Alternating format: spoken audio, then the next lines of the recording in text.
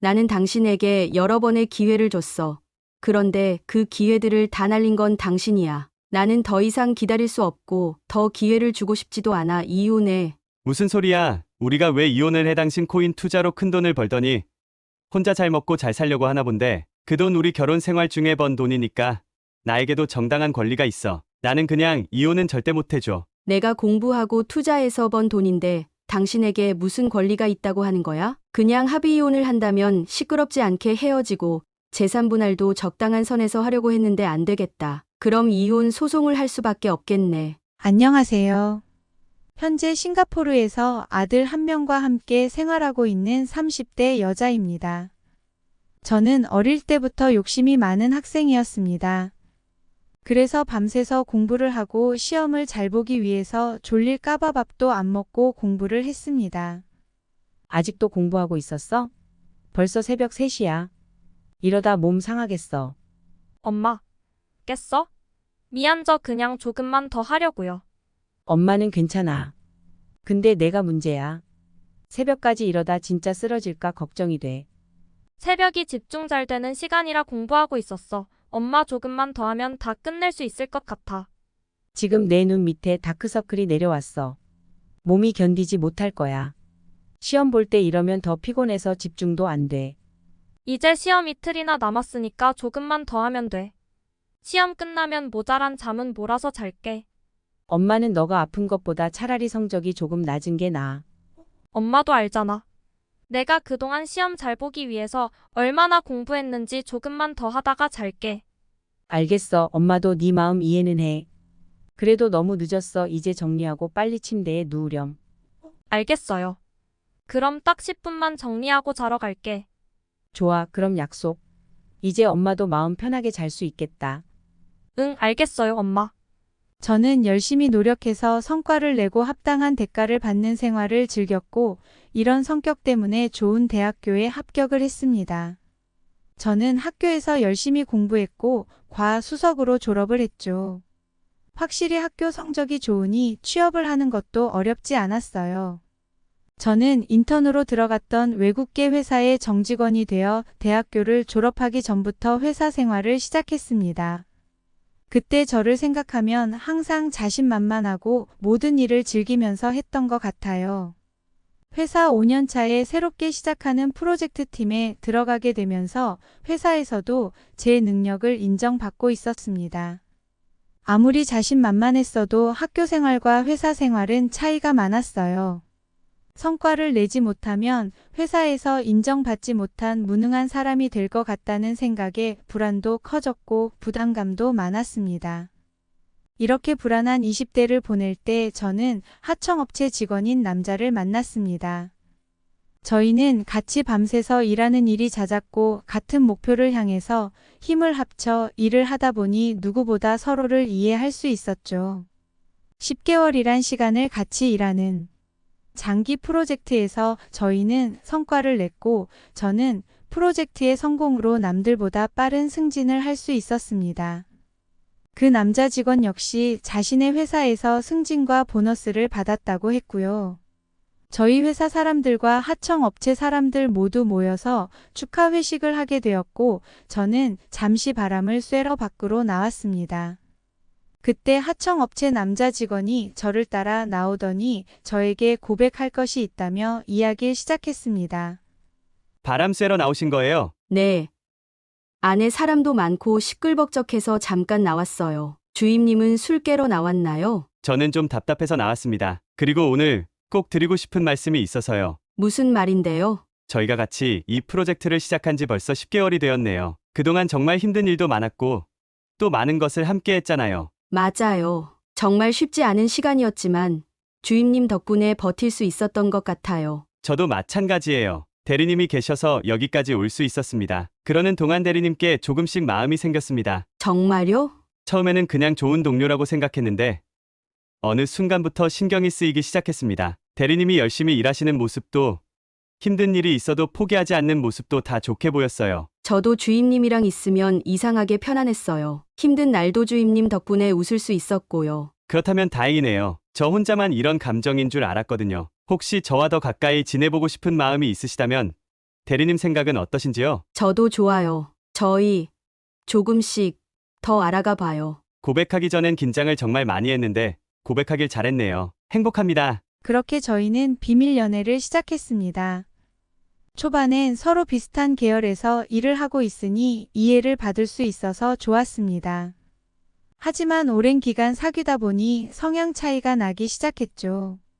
저는 독립적인 성향의 사람이었는데 남편은 의존적이고 항상 보호를 받고 싶어 했어요.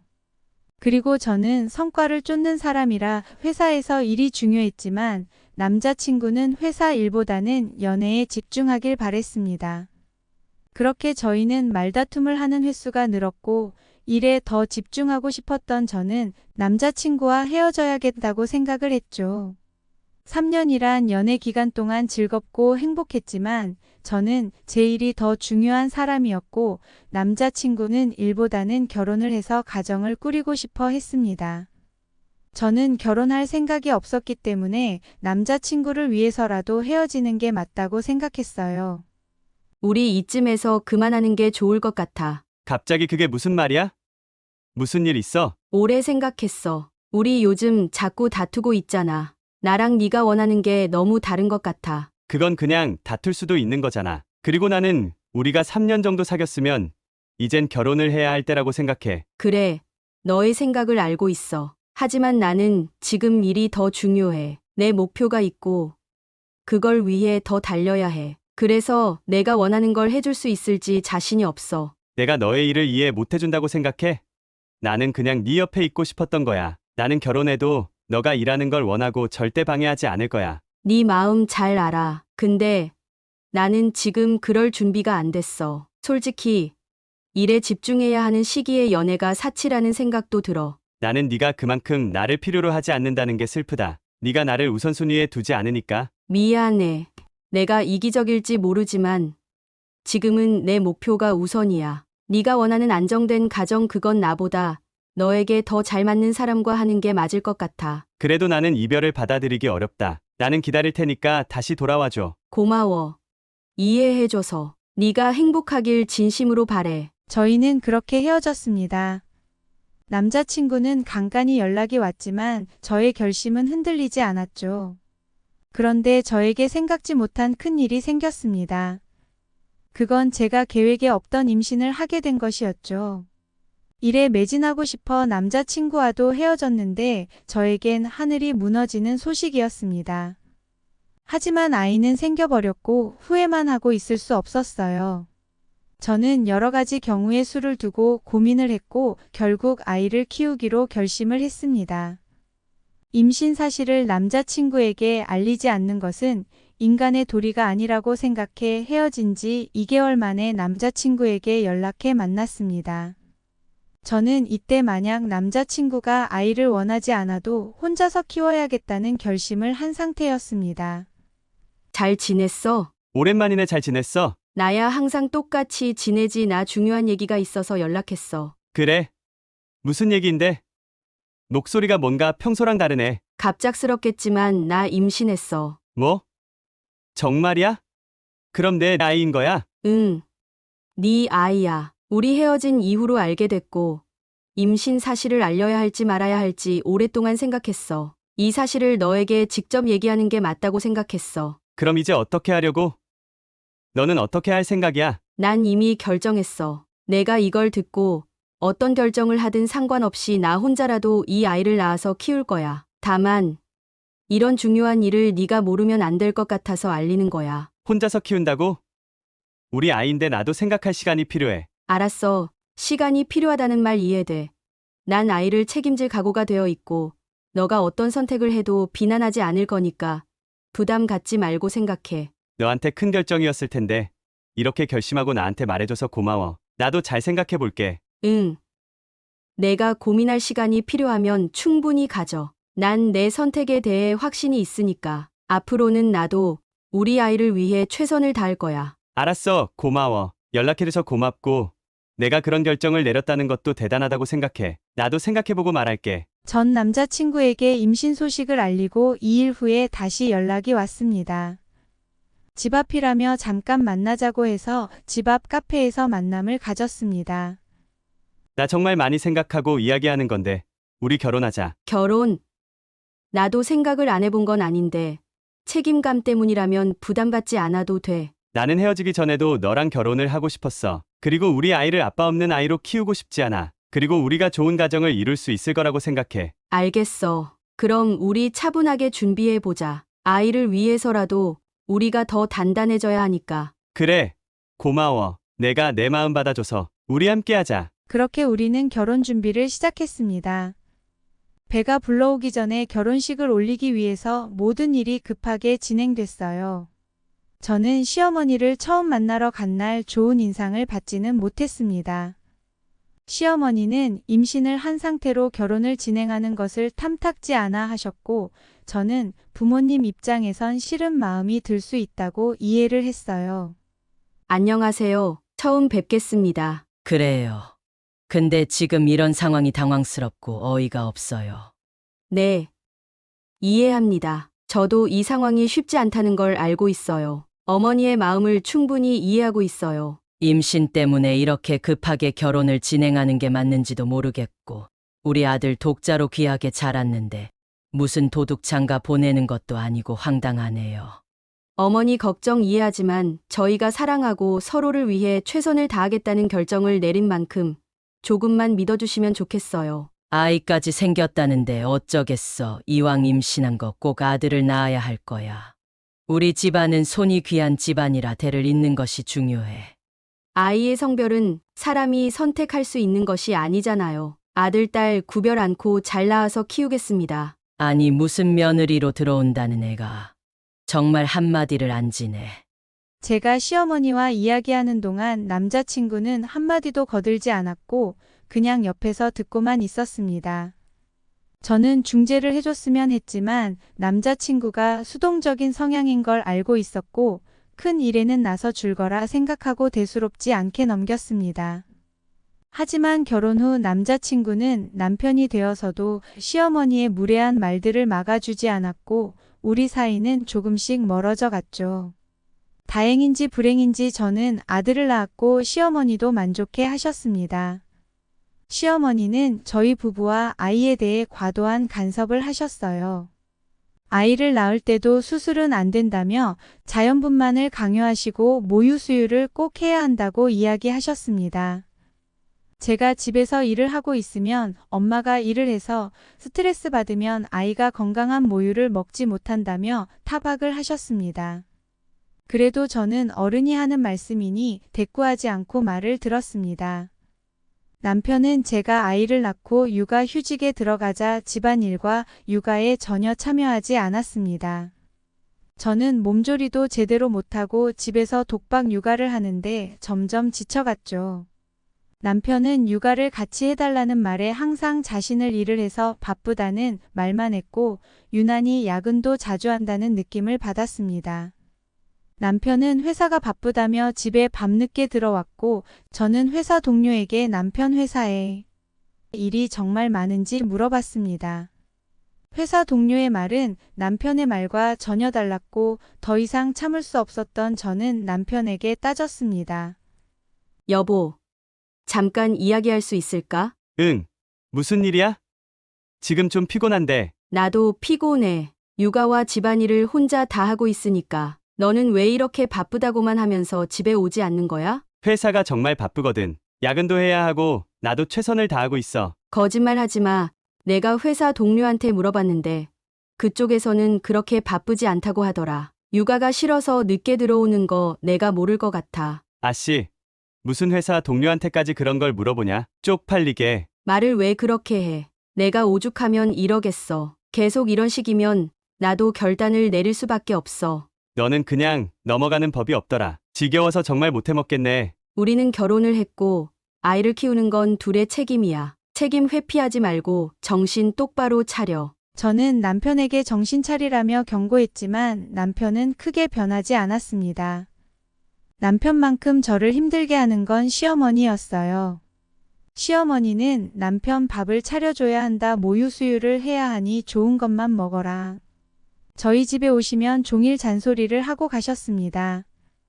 그러면서도 아이를 돌봐주신 적은 한 번도 없었어요. 그러다 시어머니가 선을 넘는 일이 있었습니다. 평일 아침 아이와 함께 집에서 쉬고 있는데 누군가 저희 현관 비밀번호를 누르고 집으로 들어왔습니다. 저는 너무 놀라 아이와 방에 들어가 경찰에 신고하려고 했는데 시어머니가 들어오신 거더군요. 저희 집 비밀번호를 남편이 알려줬다고 하면서 당당하신 모습에 어이가 없었습니다. 저는 비밀번호를 누르고 들어오시는 건 불편하다고 말씀드렸더니 시어머니는 우리 아들 집에 내 마음대로 들어오지 못하냐며 화를 내셨지만 이것만큼은 물러설 수 없었죠. 시어머니는 마음이 상해 돌아가셨고 남편에게서 전화가 왔습니다. 여보, 엄마한테 왜 그렇게 이야기를 했어? 엄마가 우리 집에 그냥 들어올 수 있는 거지. 그런 걸로 우리 엄마 서운하게 하지 마. 무슨 소리야?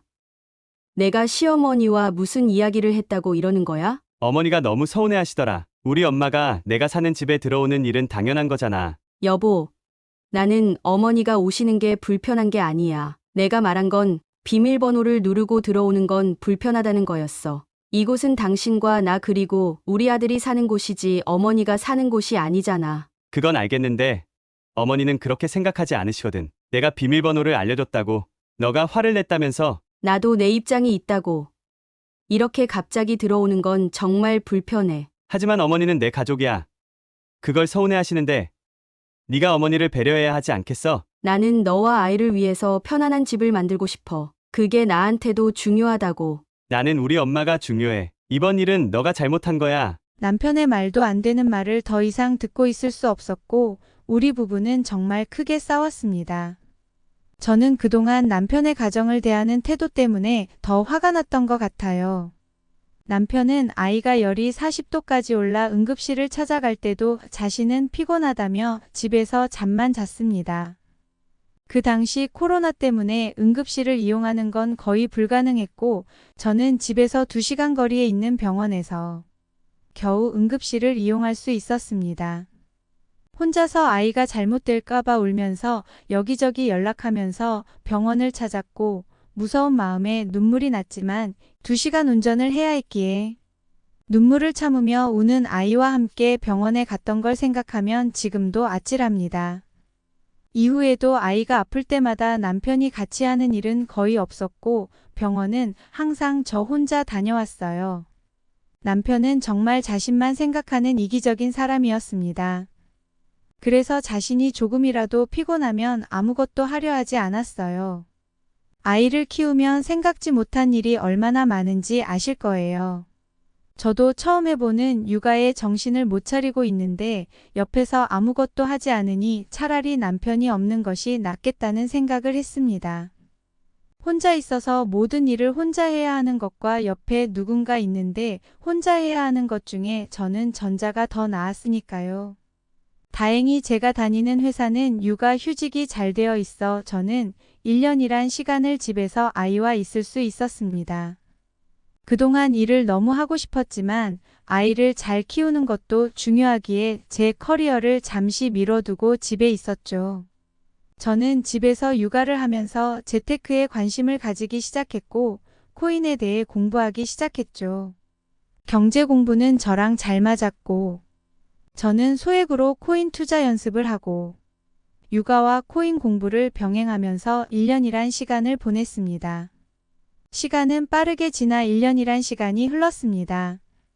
하지만 지금 상태로는 회사에 가는 건 불가능하다고 생각했기에 저는 육아 휴직을 1년 더 신청했고 다행히 저의 요청을 수락해 주었습니다. 2년이나 회사에 가지 않는 것은 불안했지만 저의 우선순위는 무조건 아이였습니다. 그리고 남편이 육아에 참여하지 않는 상황에서 제가 일을 시작하기엔 아이가 너무 어리다고 생각했죠. 제가 1년이란 시간을 육아에 쓰기로 한 것은 코인을 제대로 해보겠다는 마음도 있었기 때문입니다. 코인 투자는 저의 성향과 잘 맞았고 소액으로 투자를 하면서 이걸로 돈을 벌 수 있을 거란 생각을 했습니다. 그래서 저는 제가 그동안 번 돈을 투자해서 일정 금액 이상 불려보기로 결심을 했습니다. 저는 1년 동안 코인으로 10억이라는 큰 돈을 벌 수 있었고 이 사실을 남편에게 굳이 이야기하지는 않았습니다. 남편은 결혼한 후부터 자신은 사업을 하고 싶다며 제가 회사에 다시 나가면 회사를 그만두겠다는 소리를 자주 했습니다. 만약 제가 이렇게 큰 돈을 벌었다는 걸 알게 된다면 분명히 회사를 그만둘 것이라고 생각했죠.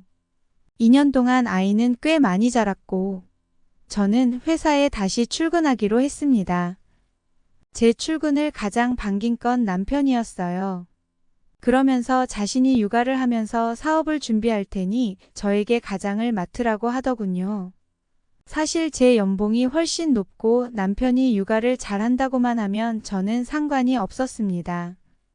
하지만 결혼 생활 동안 남편이 보여준 행동을 보면 남편의 말을 믿을 수 없었기 때문에 저는 남편이 회사를 그만두는 걸 반대했죠.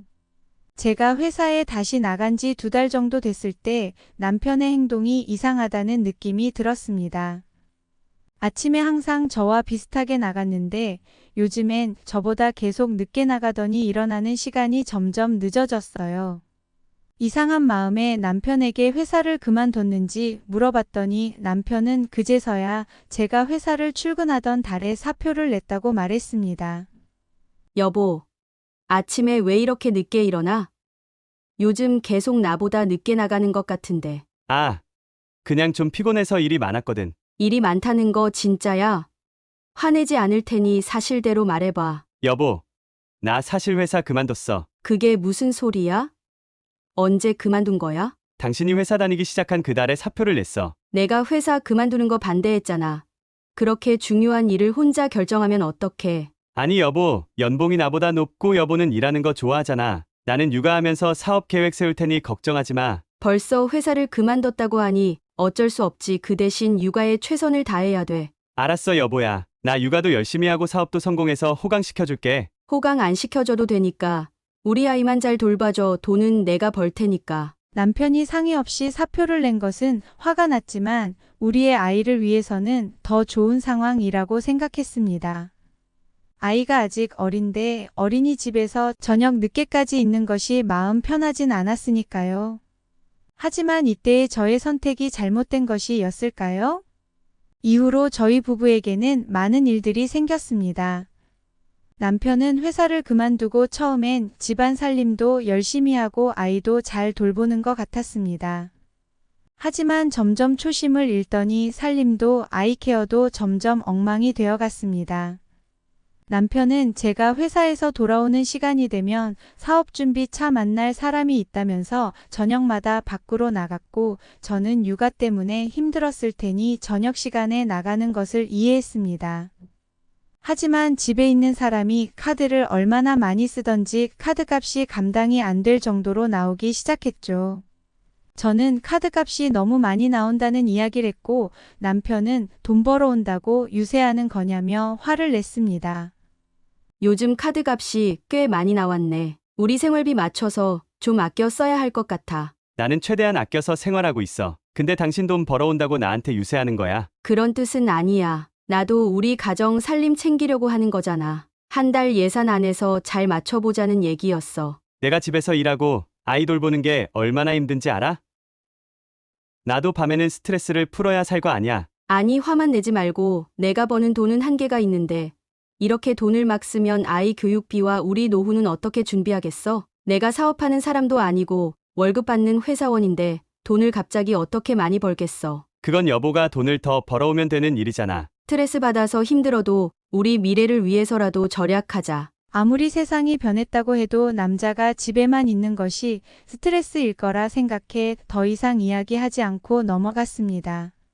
남편의 책임감 없는 행동에 실망했지만 그래도 남편과 헤어질 생각은 없었기에 남편에게 기회를 더 주고 싶었어요. 그리고 남편이 힘들다는 말에 귀를 기울이려고 노력했죠. 저는 육아에 지친 남편을 위해 주말에 제가 아이를 데리고 친정에 가서 하룻밤 자고 오겠다 하고 아이와 함께 부모님의 집에 가기로 했습니다. 남편은 고맙다며 저희를 웃으며 배웅하며 언제 집에 올 건지 계속 물었습니다. 저는 부모님 집에서 출발할 때 연락을 주겠다고 이야기했죠. 부모님 댁에 도착한 저는 아이를 부모님께 맡기고 달콤한 휴식을 취하고 있었습니다. 그런데 부모님 집의 하수 쪽에 문제가 생겨 화장실을 사용하지 못하는 상태가 되었어요. 부모님은 근처 지인의 집에서 하룻밤 자기로 하셨고 여동생은 저희 집에서 하루 지내기로 했습니다. 그렇게 생각지 않게 그날 밤에 집으로 일찍 돌아가게 되었습니다.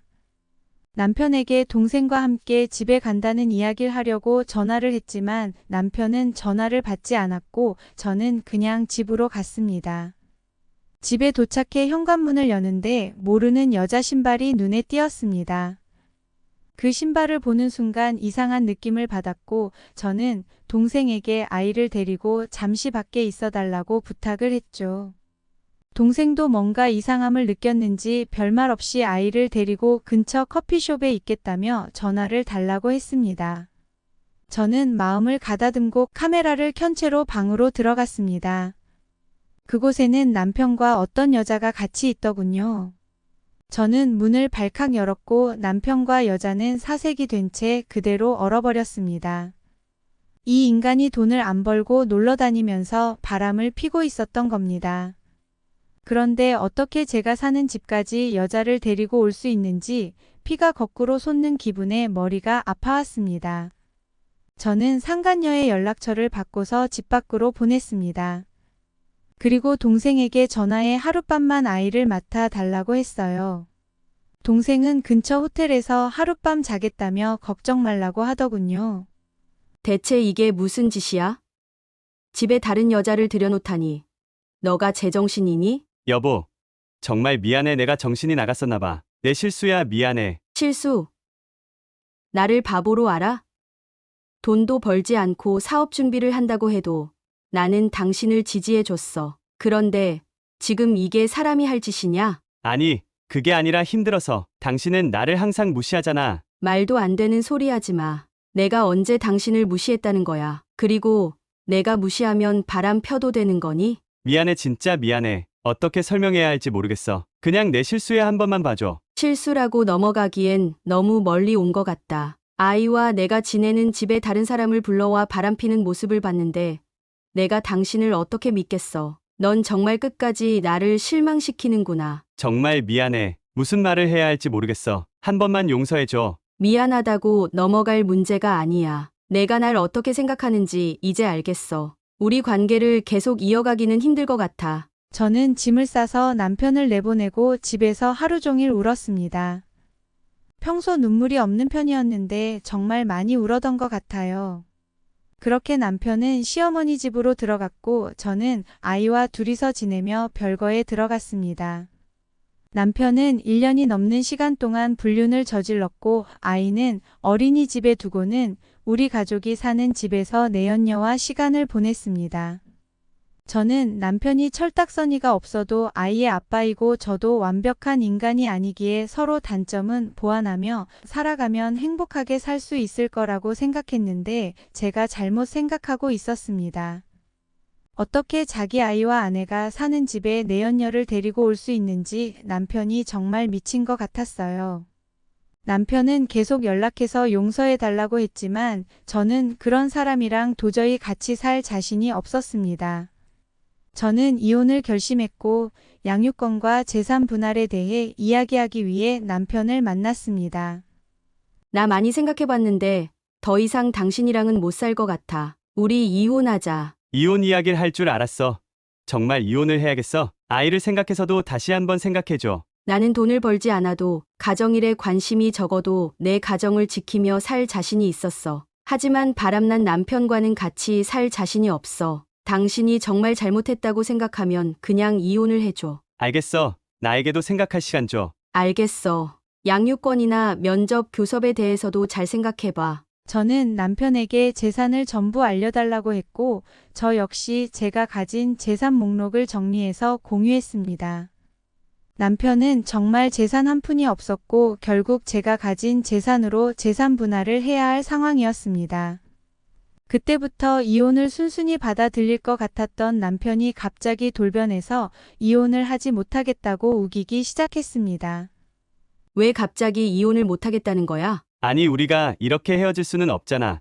나는 아직 너를 사랑하고 아이랑 잘 살고 싶어. 말도 안 되는 소리 하지 마. 당신 아이가 아플 때 병원 한 번 간 적 없었고, 아이와 제대로 놀아준 적도 별로 없어. 나는 이혼할 거고, 내 마음은 변하지 않을 거야. 네가 정 그렇다면 알겠어. 그 대신 재산 분할은 반반으로 하자. 결혼 생활 4년 중 우리가 각자 2년 정도씩 가장 역할을 했으니 절반을 받아야겠어. 이제 보니 내가 코인으로 번 돈을 노리고 있었구나. 근데 그 돈은 내가 생활비 외에 내 돈으로 투자해서 번 돈이야. 재산 분할 대상이지만 반반은 말도 안 돼. 그리고 우리 결혼 생활이 4년밖에 안 되는데 정말 양심도 없다. 네가 그렇게 나온다면 나는 이혼 못해. 아니, 안 해. 너는 10억이나 되는 돈을 가지고 있으면서 어떻게 남편인 나한테 2년이나 말을 안 할 수 있어? 나는 그게 더 화가 나. 내가 그 돈 있다고 이야기하면 돈 벌 생각을 안 하고 더 펑펑 놀았을 텐데 내가 그걸 어떻게 말해. 지금 상황을 봐. 당신 사업한다고 2년을 놀면서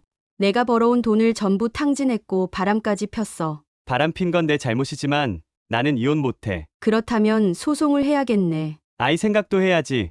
우리가 이혼하는 게 정답이 아니라니까. 내 마음을 변하지 않아. 그러니까 소송 준비나 해. 저는 바로 이혼 소송을 준비했고 평소에 아이에게 별 관심 없던 남편이 아이 핑계로 제 돈을 노리는 것을 보고 양육권을 아예 가져올 생각을 했습니다.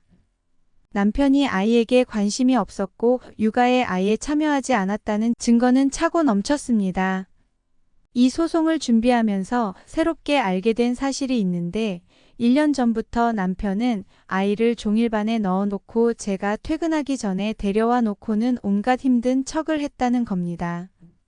저는 직장에 다닌다는 핑계로 아이에게 소홀히 대한 것 같아 아이에게 미안한 생각이 들었습니다. 남편이 회사를 그만뒀어도 아이가 행복하길 바래 이해했는데 정말 화가 났습니다. 소송은 시작되었고 저는 남편의 친권 박탈에 최선을 다했고 남편은 재산 분할에 최선을 다하더군요.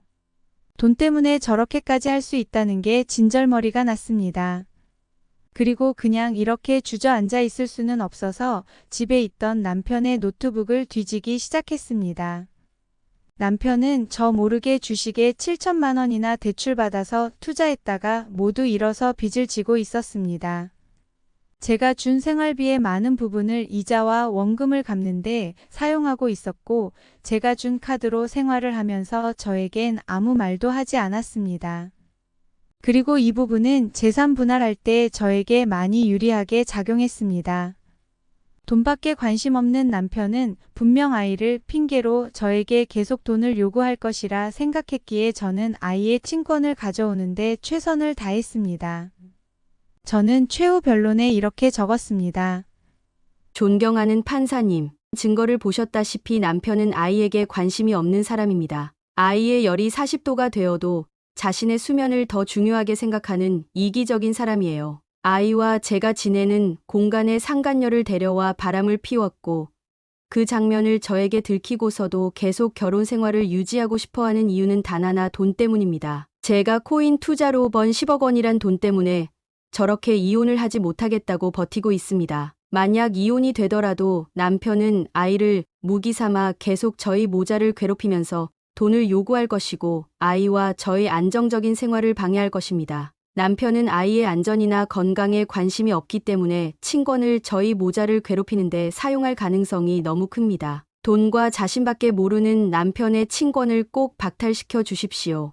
긴 소송이었지만 저는 포기하지 않았고 재산 분할은 저에게 유리하게 나와 거의 모든 재산을 제가 가져올 수 있었습니다. 남편이 가정에 기여한 부분이 적었고 유책 배우자이기 때문에 당연한 결과였습니다.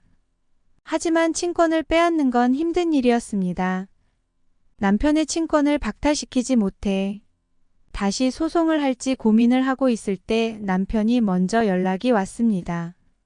무슨 일로 연락을 했어? 이제 이혼을 하니 속이 후련해. 나 땡전 한 푼 못 받고 이렇게 이혼하는 게 너무 억울하다. 너는 어떻게 나한테 돈 한 푼 안 줄 수가 있어? 내가 안 준 게 아니라 법원에서 주지 않아도 된다고 판단한 거야. 나는 순순히 이혼해주면 재산의 일부를 줄 생각이 있었어. 하지만 당신이 내 돈의 절반을 욕심내서 이런 상황에 온 거야. 그래서 말인데 당신은 내 친권을 가져가고 싶잖아. 딱 5억 원만 주면 내가 친권을 포기할게. 당신 정말 아이를 사랑하지 않는구나. 당신이 순순히 친권을 포기한다면 1억 원은 줄게. 그 이상은 안 돼. 아니, 아파트도 가져가고 현금이 10억 원이 넘게 있으면서 1억 원 주는 건 너무한 거 아니야. 그 아파트 내가 결혼하기 전에 청약받아서 마련한 내 집이야. 어차피 다시 소송해도 당신이 재산을 더 가져갈 가능성은 낮을 거야. 친권 포기하면 나는 1억 원까지는 줄 생각이 있어. 아니면 다시 소송 진행할 거니까 변호사 선임할 생각이나 하고 있어. 남편은 잠시 생각하더니 소송을 해도 자신에게 재산 분할을 원하는 만큼 얻을 수 없다고 생각했는지 1억 원을 받고 친권을 포기하겠다고 말했습니다.